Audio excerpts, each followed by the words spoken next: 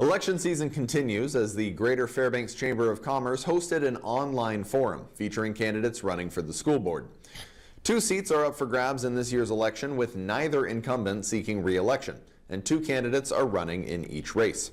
The 4 candidates gathered to take questions from the chamber about a variety of topics, from working with local leadership on budget matters to how they would prioritize programs and services given the budget deficit over the last few years.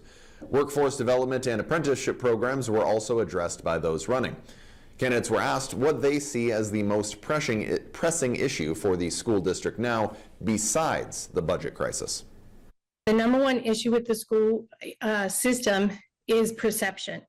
I have 10 children, and I would never trust my children to leave my house every day and enter into a system that wasn't safe and that didn't have educators of value who were quality, and didn't have a program that was excellent in offering my children a future and opportunities here in our community. Student outcomes, student performance. So we talk to military folks all the time. When I go out into North Pole and I talk to families out there, a lot of service members are deciding not to bring their families up here because they say, how are the schools? And when they hear, not great, unstable, overcrowded classrooms, reading outcomes are poor, math outcomes are poor, they say, oh, isn't Alaska 49th out of 50th? The number one major issue is reading literacy. I think we have to really hang our hat on making sure that kids know how to read.